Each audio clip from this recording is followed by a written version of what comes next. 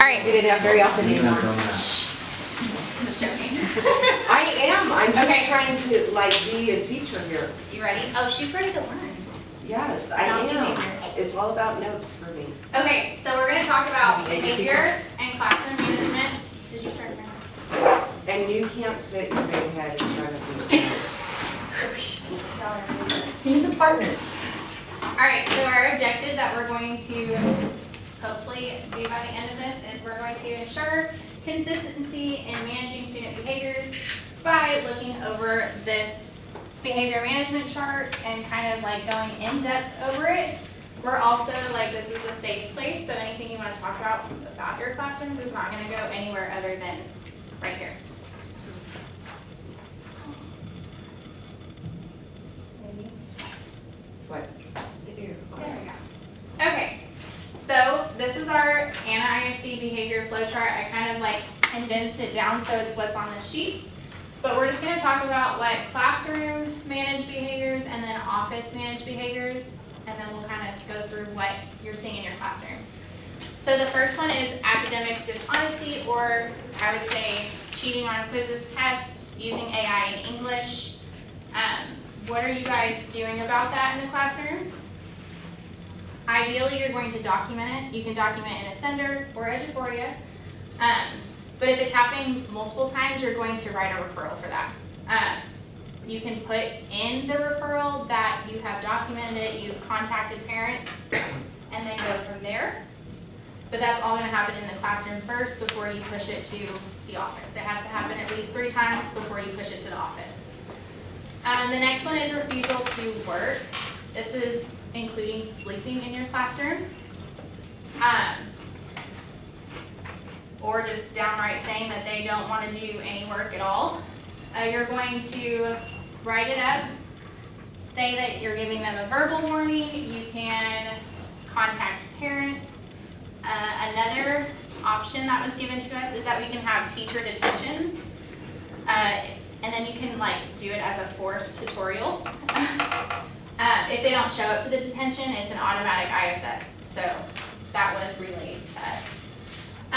Being out of seat and class disruption all kind of goes together. If they're wandering around the classroom, they're talking during instruction, being loud, rude, or making unnecessary noises. I know we had like an issue with like the beeping or the whistle, the dog whistle.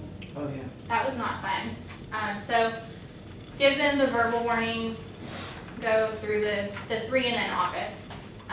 Inappropriate language and insulting. So you're using your best judgment. If it was directed towards you or directly at another student, it is considered something that we can handle in the office. But if it was like a slip up, like make sure you're just addressing it and hey, we're not doing it again. And if it's occurring every day, that's whenever it's going to get pushed to the office.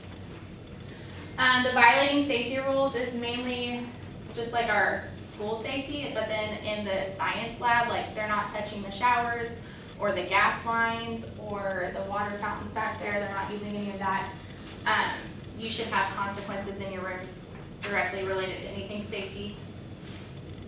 Failure to have supplies, that would be our pencils, our notebooks. Again, just document everything.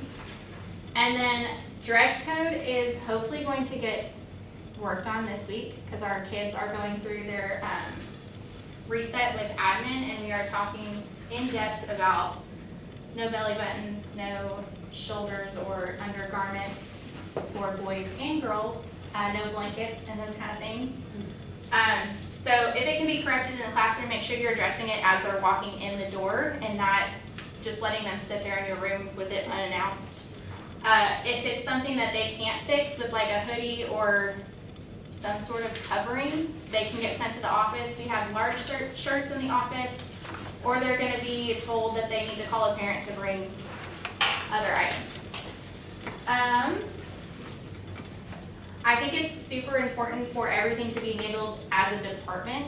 So like the science department needs to have the same consequences and rules that are happening in their classroom, along with the math department and all the different departments. Are there any questions about classroom? No questions, not at all. Do you have a question? It's okay. Do you So have how one? would you handle somebody that's coming in tardy on a regular basis? So if they're coming in tardy every single day, and they don't have a note, Correct. I No, would, no.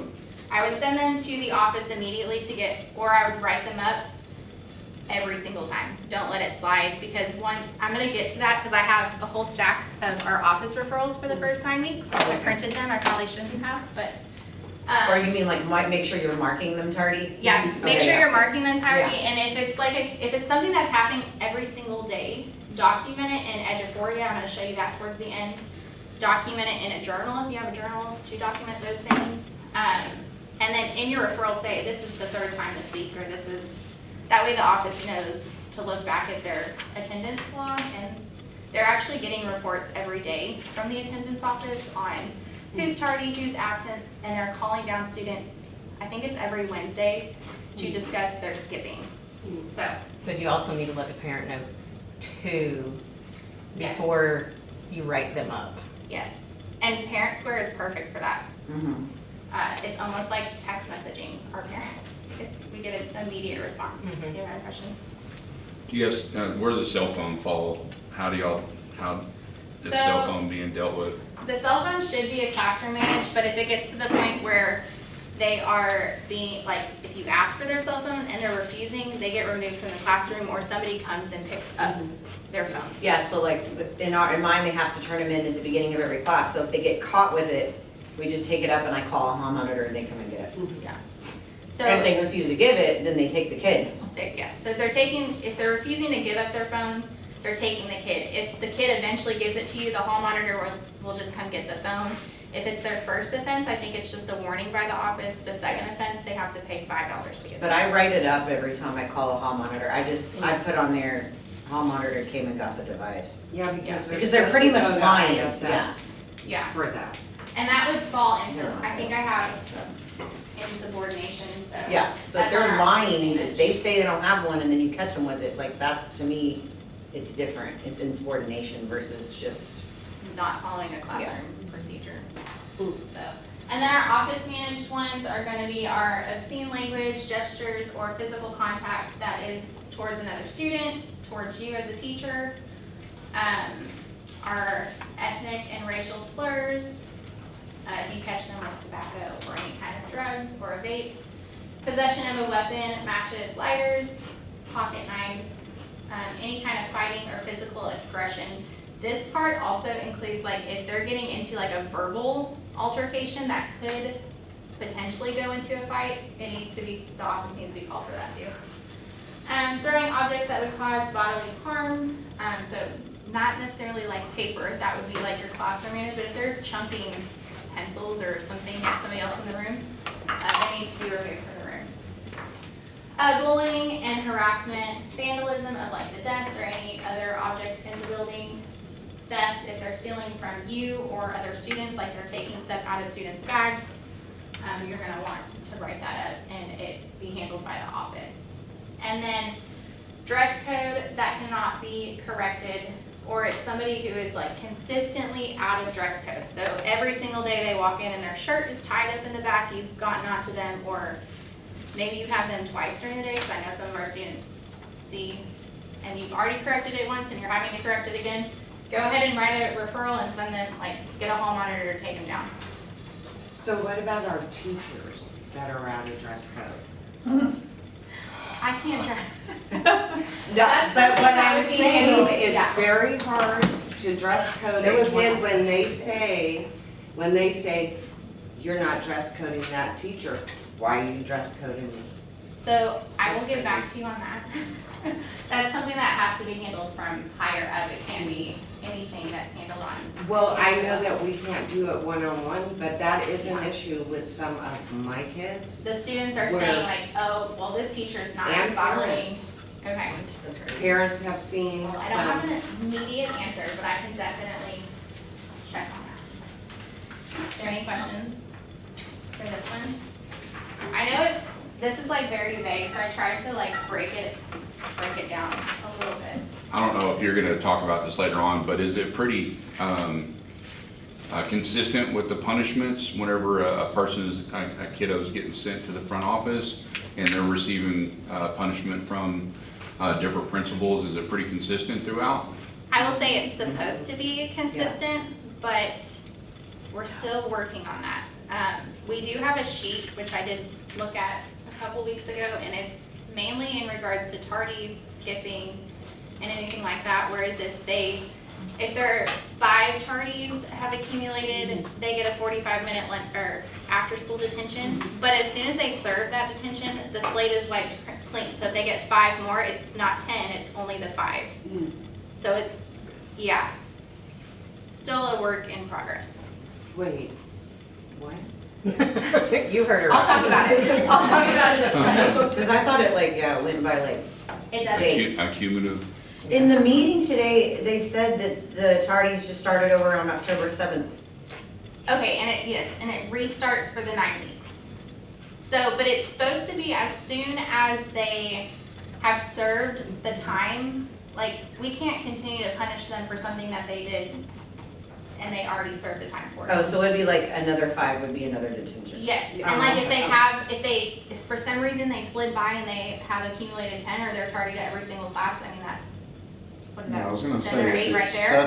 if it starts over at 5, how do they ever get to 10? Not necessarily, so like if it's only checked every week, so once a week. Okay, So Oh. if on the day that they check, there are 5, it's a 45-minute detention. If it's, I think it's 10 to 15, it's an hour and 15 minutes, and then it just like goes up all the way to 2 hours is the max. And then if they don't come to that, it's an automatic ISS. Have to. Have to. Yeah, well, depending on how many. Yeah. Oh, It that's depends on just- how many they had, so they're trying to make up that stuff.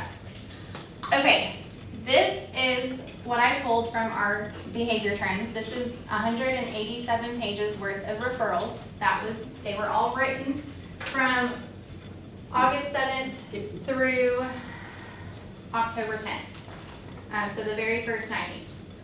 Our highest one was skipping with 58, and then we had 50 cell phone referrals. They varied from not giving up, like some of them I wasn't sure to put under cell phone or insubordination, where they were just like yelling at the teacher like, no, I'm not gonna do this. We had 27 incidents of disruption in the classroom where the student had to physically be removed from the classroom. 45 insubordination, 20 language. The language was written towards a teacher. So that's, Oh, wow. this is 20 towards a teacher. Tardies 36, inappropriate behavior, that's just kind of like our catch-all of things we shouldn't be doing on campus and we are getting caught doing. There were 16 of those, 20 for IDs, 18 for dress code, 8 for cheating, we had 15 students get caught with vapes, 21 students involved in fights, weapons, we had 2. Now we live in Texas, I mean, it's just like a pocket knife, nothing serious. And then we had 4 bus violations and 3 no-shows for detention, which got served for ISS. We're pretty, it's pretty half and half with whether it's male or female. So 54 and 45%. And then something I didn't write on here, but 77% of our infractions are in the afternoon. So what do you think that tells, why do you think all of these things are happening in the afternoon as opposed to the morning? they're tired in the morning. You think they're tired, like they're sleeping? I was gonna say they're tired in the afternoon, so Yeah, they're just like- acting out, they don't wanna do anything, they're, Right. so it could go both. Maybe they're just sleeping in the morning. So Um, they're fine. The teachers are more worn out. Their Yes. medication is. I think going the off. teachers, Are fed up. patience is lower, so they might be more likely to fill out a referral in the afternoon than in the morning. Yes, I agree with that. Do you have grade level? I didn't break down grade level. I could and I can send it to you. I was just wondering, is there a Because- bigger chunk of them being freshmen and just not understanding The rules, that's what a, it means to be in high school, or is it, seniors who are just ready to get out of here, or? I I Yeah, that'd be didn't, I will say I interesting to didn't see a lot of seniors. It was mainly 9th through 11th grade with the bulk of it, I believe, being sophomores. Oh, wow. So our sophomores, I believe, don't quote me on that, but yes. And I did sticky note to talk about, so I made sure I had the exact ones, but with our tardies, like this one, and I looked across all of our APs to see if the because there was several tardies in here, but 5 tardies equals 45 minutes after school detention, and they put the date that they're serving that, and then if they don't, it will pop up as a partial day ISS. And then I did notice that there's definitely trends on who gets more warnings, like which principals give more warnings as opposed to which ones are actually assigning. But they're working to get like one document so that if this specific thing comes in, it's this no matter what. Like, it doesn't matter who you are and what you're doing, this is your consequence for, because we have to be consistent as teachers, as admin, to make sure that we hold everybody accountable. Well, and if it's happened multiple times in the classroom and it has turned into an office managed behavior, they don't need a warning. You know, like Right. we've already given them all the warnings in the class. So some of these were just so that the office knew that Oh, there okay. was an issue in the classroom, and I'm gonna actually show you where to document those kinds of things, because they don't always need to come in as an office referral. Right. So I would say like, there was a good chunk of these, like especially the cheating should just be under, it was a one-time offense. They were just documenting it in Ascender, where there's a better way to document that in Eduphoria, so that all teachers can see what's going on, and then they can base their, like say they get cheating in this class, and this class, and everybody's documenting in Eduphoria, then the admin can go in and be like, well, we're at 3, so we need to give this consequence. Did you have any question? No, I was just thinking about the cell phones, like that's a high number. Does that mean they've all refused to pass them up? So I Or can- should we still do a referral if we take it, because that means they So this said they didn't have This one? very first one is a very first to our phone. So it says that student was sent down by sub in her science class for a phone issue. That would be just not giving up the phone. And that was directly related to a sub. So usually when there's a sub, unfortunately, they just kind of talk to the student, tell them that the behavior was unacceptable, and then they send them on their way. But if it's an actual teacher, there's usually more consequences, which Yeah. we're also working on. Should the it not be second- the opposite? Exactly. Yes, it should be Exactly. the opposite. Okay. Yes. I would love to make some awesome changes, I mean, as soon as I'm allowed to. we have to have subs, and they We should do. be respected They should, as yes, top notch. they should. I agree, and I do find it funny that the very first one was a sub-related. Well, that's like an issue down at the middle school level, I remember, because like, that's why nobody wants to sub at the middle school, because they would send kids out of the room, but they never got in trouble for misbehaving for a substitute. I will say this year has been better, that when we do send a kid out of the room and they're being removed by a hall monitor, they usually don't come back. Yeah, So they're usually down in the office the rest of the class period, so they're not coming back to disrupt or even like put on the pony show where, oh, I just, got a slap on the wrist and now here I am. yeah. So, Or coming back to just blame the teacher, like, yes, why did you send me? exactly, Of yes. course, they want ID in this session. So, Because somebody get caught for that, that's all I was curious How do you about. write them up for? Yeah. so remember, I think it was like 4 or 5 weeks ago, they told everyone to check IDs at the end of the day. Oh, yeah. Mhm. And they said if anybody was not wearing their ID, I think during 7th and 8th period, that they were to be written up. That's the majority of those ones. Now going forward, after this week, they're requiring all students to wear their ID on a lanyard around their neck. They're not. Either On your back, visible- yeah, visible on your backpack or around your neck. Or they can do this. But it has to be visible with the picture shown. Yeah. I know that some teachers have already cracked down on it this week. They're not even letting students in their classroom until they show them an ID around their neck. I believe that's the English department. And then hopefully everyone else follows suit. Oh, no. Yes, that would be ideal. So, okay, so after the behavior PLC that y'all did in October, these were the most, like, concerns, the ones that you had the most of. The ones were tardies, which we already kind of talked about. I have reached out about starting tardy sweeps, which I was informed that we used to do them here on campus, and then we stopped doing them on campus, and I'm not really sure why. Maybe The they weren't administration change. Okay, so they didn't bring it with the new administration. So, does anybody know what a tardy sweep is? You did them a lot? Okay, so ideally what we would do is we could do them announced where the students do know so that they can practice, but then we can also do unannounced where as soon as it comes over the announcements that we are doing a tardy sweep, the doors are shut and locked and you will not open them again until there's another announcement. What happens is we'll have APs that are on every hallway, so we'll have 4, including Mr. Miller and anyone else that's able to help, like our hall monitors and everybody. And what they'll do is they'll gather the ones in the hallway. The ones at the end of this hallway can meet in the cafeteria. The ones that are down there can meet at the assembly hall. But ideally, we want to give consequences immediately for those actions.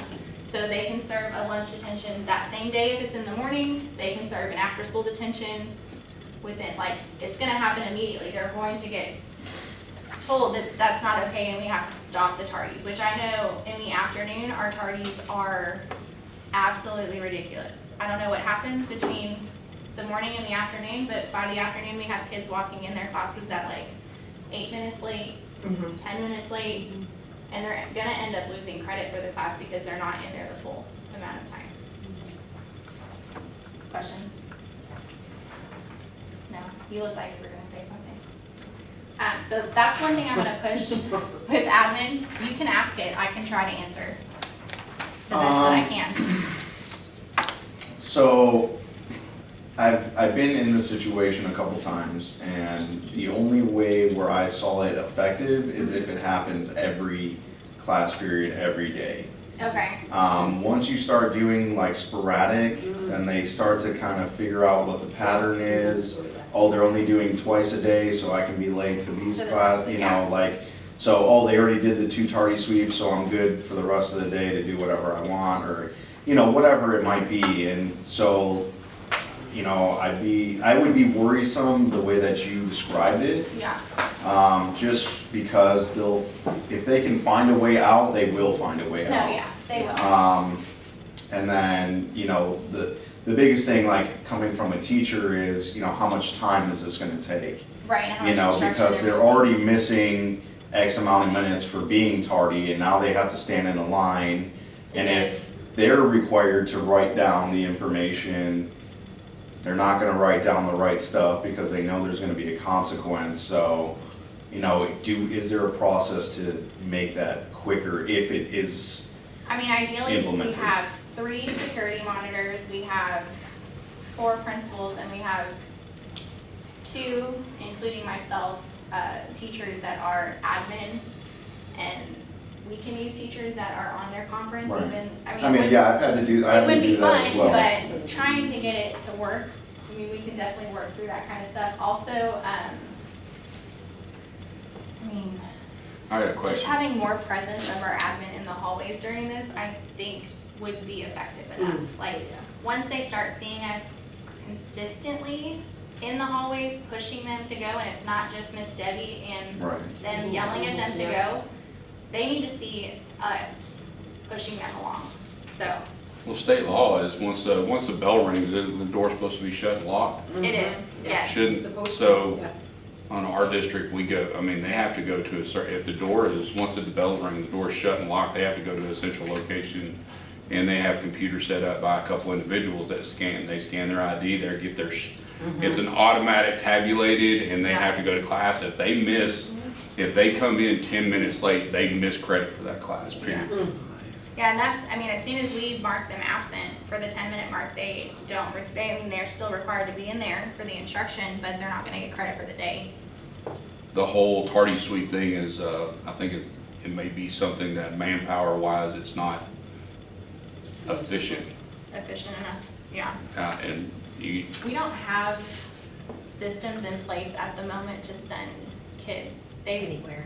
They won't take them in the office, so this is the best option at the moment. Yeah. Yeah. And as we move forward, hopefully we can get to a system where all they have to do is scan an ID and it's going to automatically log that they were tardy and that kind of stuff. Well, it's like, the kids that are tardy are kind of messing it up for everybody else in the class, because like when we have a strict routine, you turn in your cell phone, you do this and this and this, we shut the door.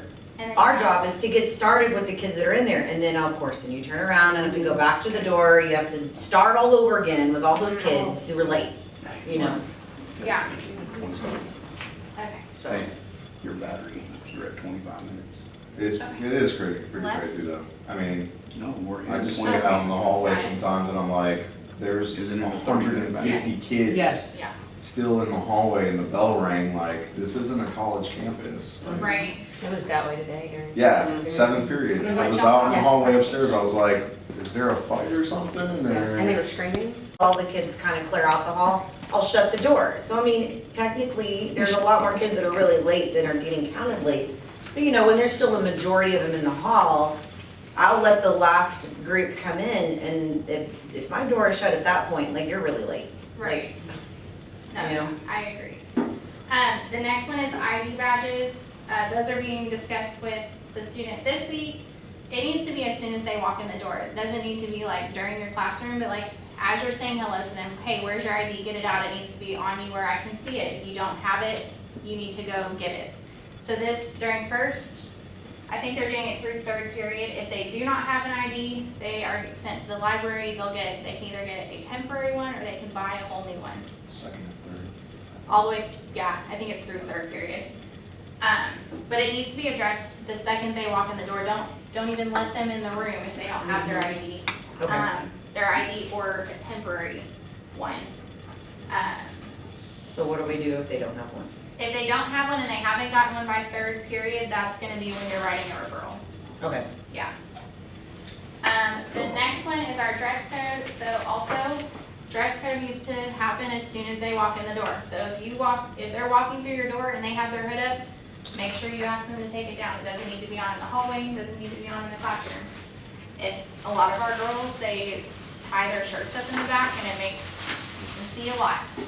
So just, I asked them to untie it. I think they have this new thing where they like tie a string and I'm like, cut the string and move on. You just wear a long shirt. If they can't fix it for any reason, that's when you're gonna write a referral, call a hall monitor, and they're gonna go to the office and either get a really large Anacaya crossing shirt, or they're gonna call a parent to fix it. If the parent can't fix it, that's when it's gonna go to an ISS situation. Yeah, because in the morning, we take them straight to the ISS room, Yes. and they call the parent right then and Yep. there.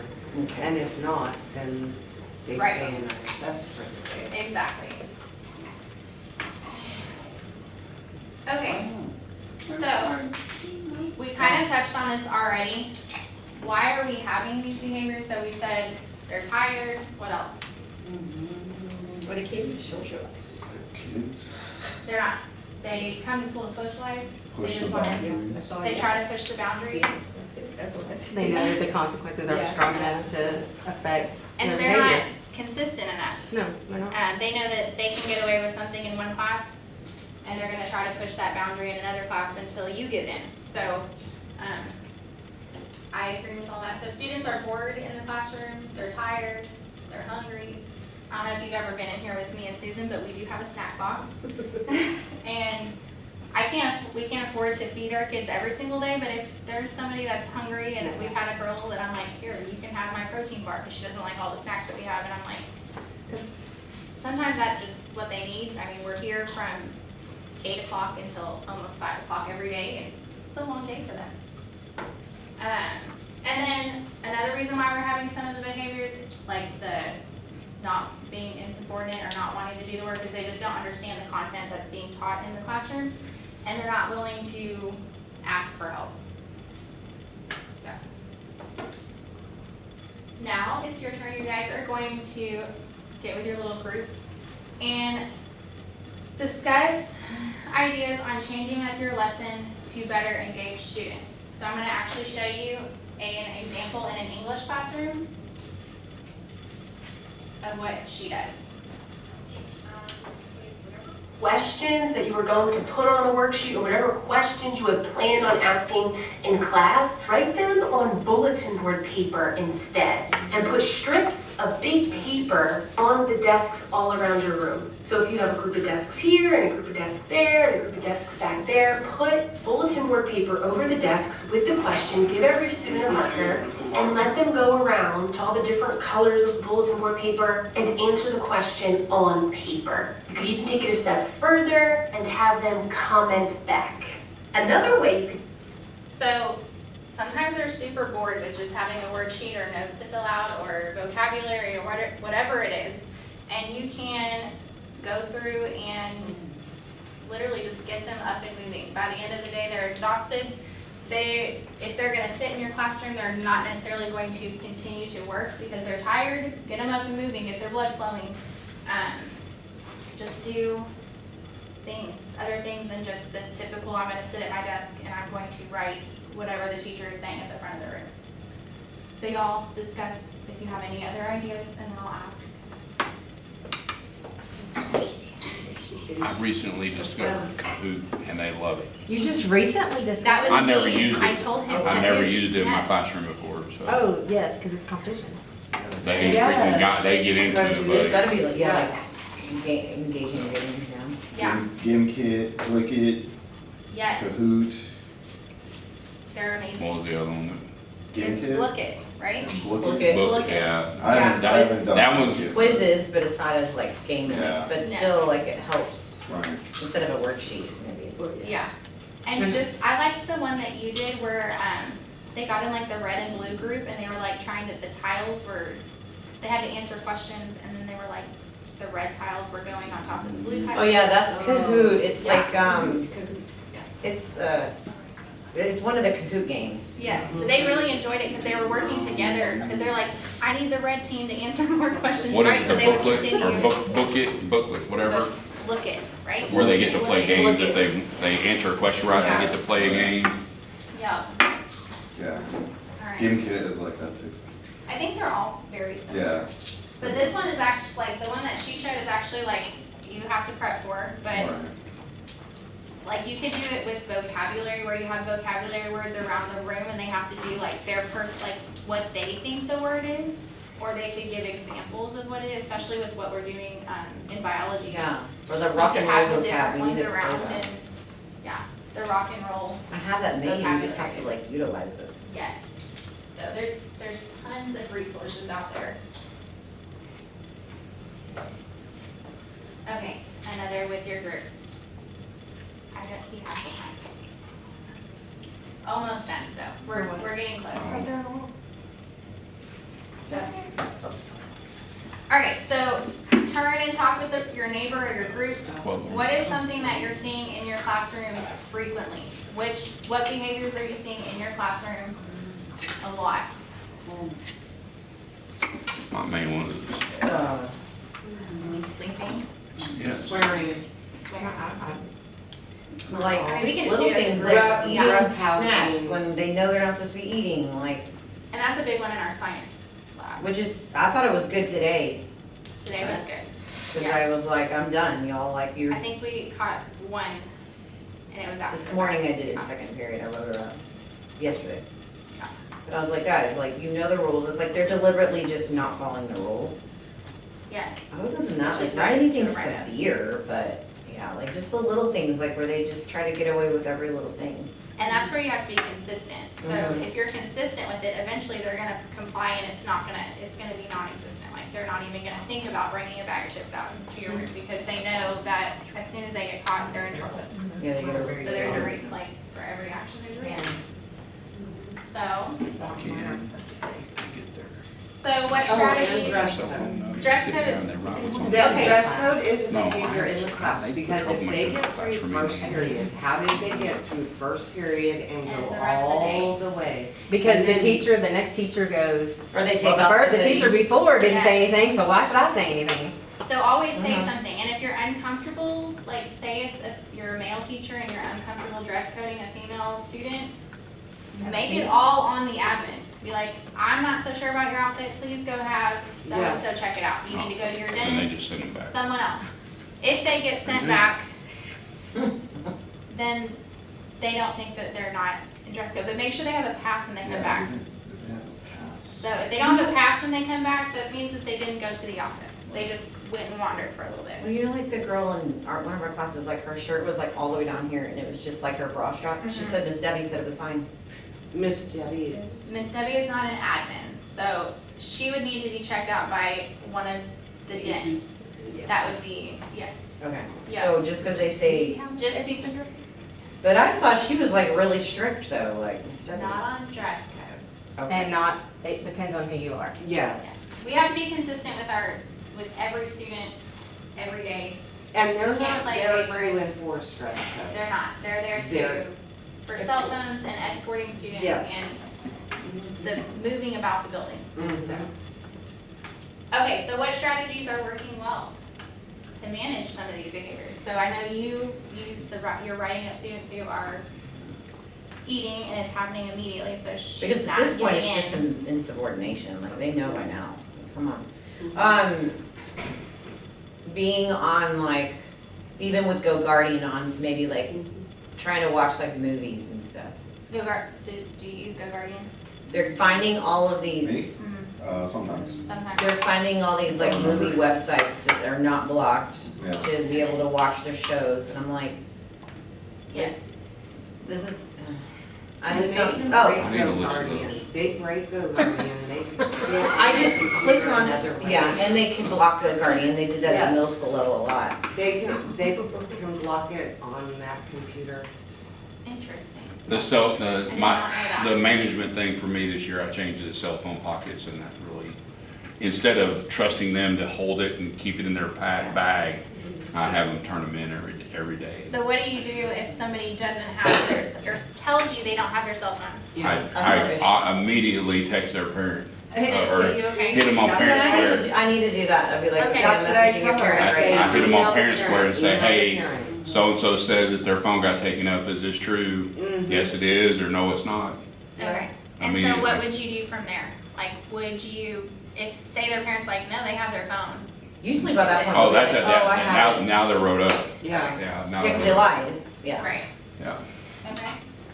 All right, are there behaviors that, okay, we're gonna, all right, on your sticky note, I want you to write if there's, You're the writer. if, Not yellow. there's anything that we as admin can do to support you better as in this department of behavior. So is there something that we're not currently doing that we need to be doing? Yes, And it's completely anonymous, like I'm not gonna go and say this I don't person mind said just saying this. mine out but loud. it just makes Go me ahead. so. What do we need to do? I want to put, What supports can admin do that they're If not they're currently gonna doing say to like you help you dress with code, behavior in the classroom? yeah, be consistent. The admin being Because consistent. a lot of times we Okay. see Just admin like, out there. because and then you they're know, like, this doing kid has Present, this admin, and you know they're present, gonna get away with it consistent. because To that's. sit and do. So the things that we're asking of y'all, you're asking of us. Here's the two, I mean, Yeah, I do like they this. do dress code Yeah. sweeps? Do they do what, red dress code sweeps here? That's what I just That- wrote down. Okay. That would be a good one as far as So having, They all like put- stand up. putting that responsibility on them to come walk through your classroom and pull the ones out that are not So dress code. admin would come Ex- in and be like, Yep. stand up. They do it in Wiley, they come in and say, stand up. And they'll be like, It's come later, on in. it's later, they would be like, okay, during second period, do a dress code check, and every kid had to stand up, and they had to, and then the ones that were not dress code got sent. That's It what- gets it's to a later, point. but it was every once in a while. But it so gets it's to a like- point with the kids here that they think they're grown adults, and Oh, you yeah. just get tired of saying stuff to them. Yeah. And it's the Mhm. same girls, Yes. the same girls every day.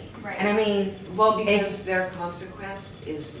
That's what a I'm lot of saying, they it don't is care. just like, And the parents don't. the parents don't, the No. parents dress like them.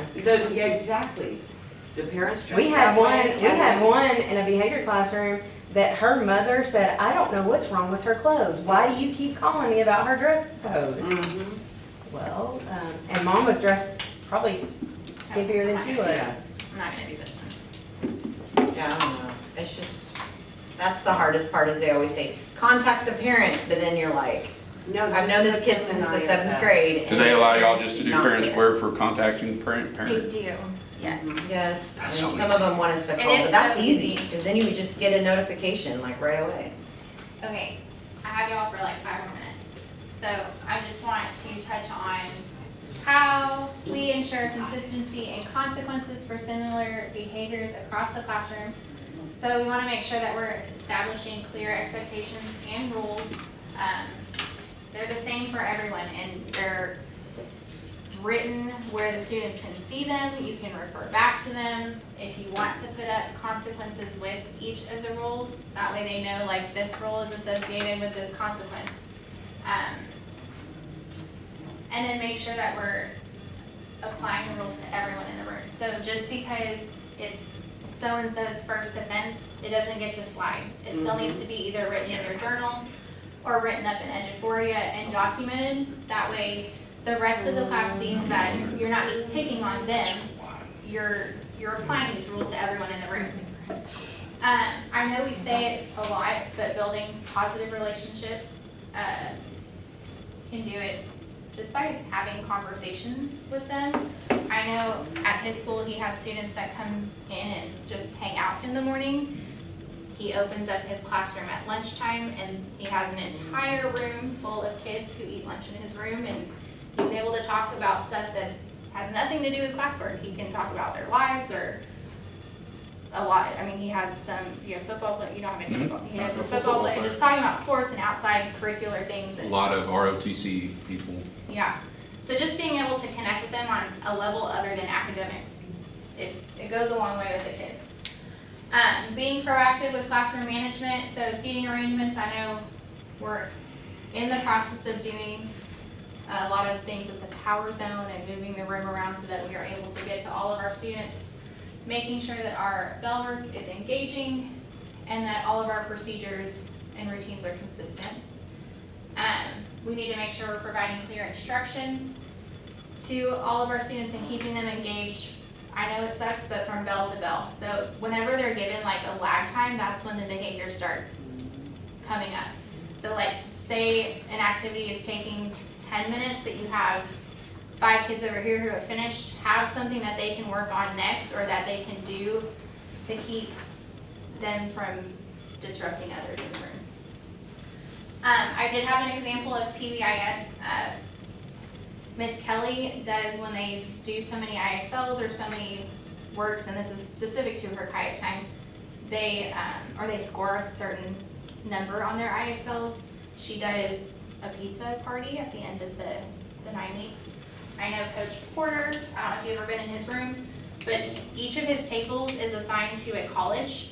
The kids get to pick their college. A lot of the girls pick it based on the colors.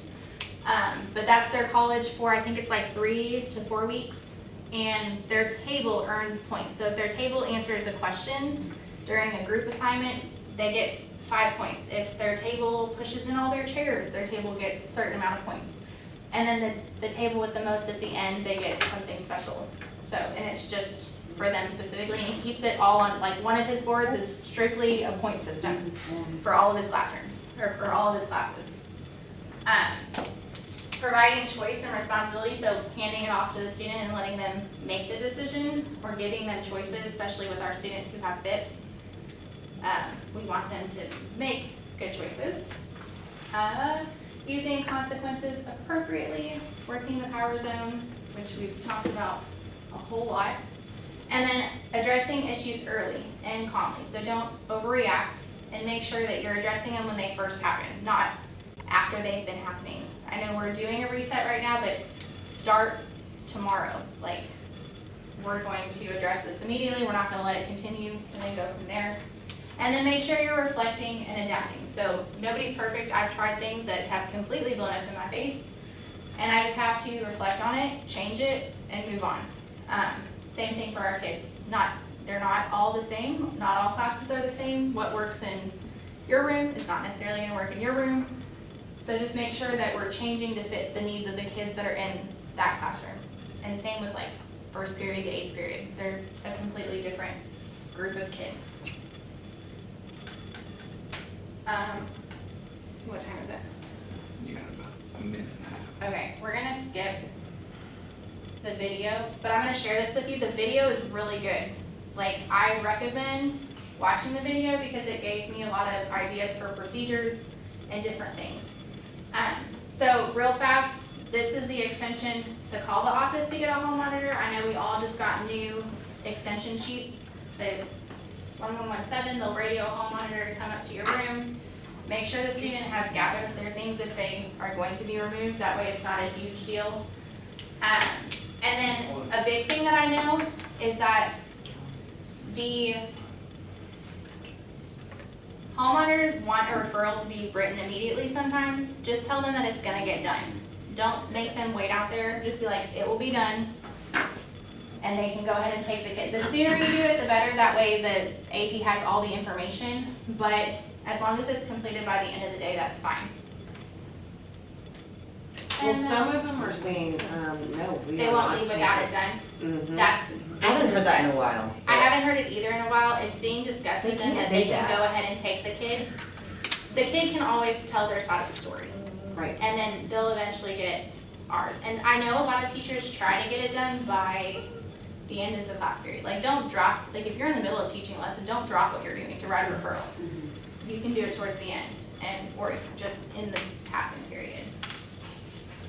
The last thing, and then we'll be done. There's the documentation in Eduforia, I'll show you in just a second. But then this is another one that I got from one of our teachers here. They do a binder system. And this sheet, they have one of these sheets for every student in their class. They also have a behavior contract that they have their students sign with the rules so that they are agreeing to the rules.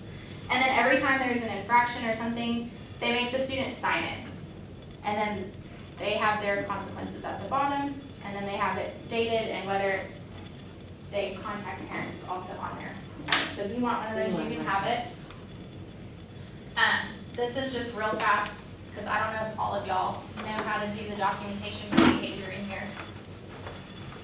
But if you go to the journal entry and you add action item, you just hit discipline, and you'll be able to type everything in here. And anything you put in discipline in Eduforia, any teacher who has access to that student will be able to see the discipline that you're putting in there.